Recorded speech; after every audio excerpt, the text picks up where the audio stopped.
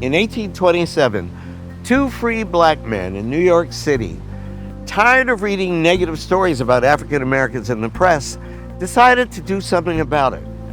They created their own newspaper. It was called Freedom's Journal. In its inaugural edition, the editors boldly announced their intentions. We wish to plead our own cause. Too long have others spoken for us.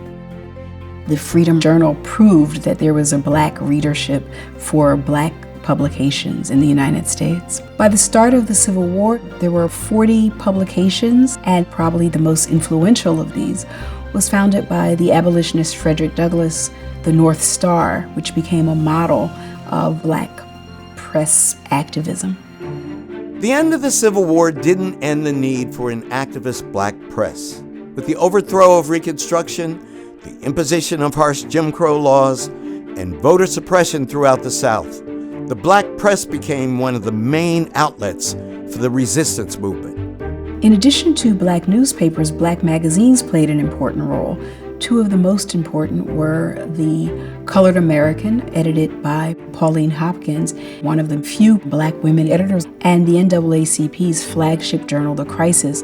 The Crisis, which is edited by Du Bois, provides a mixture of all kinds of journalism, from protests to what's sort of going on in terms of racial injustice, to stories about black accomplishments. It's widely distributed and becomes a major national voice for African Americans.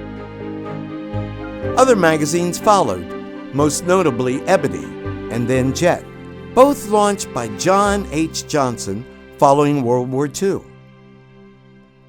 When Jet published the heart-wrenching photographs of 14-year-old Emmett Till's brutalized body after his 1955 lynching, it helped ignite the modern civil rights movement.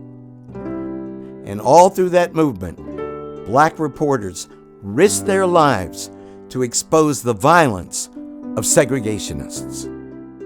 Enough credit isn't given to black journalists talking about speaking truth to power. When you think about people who are willing to go against the status quo, editorialize against white racism and white supremacy in a period of time when it was so dangerous to do so, these people are just tremendous, courageous figures.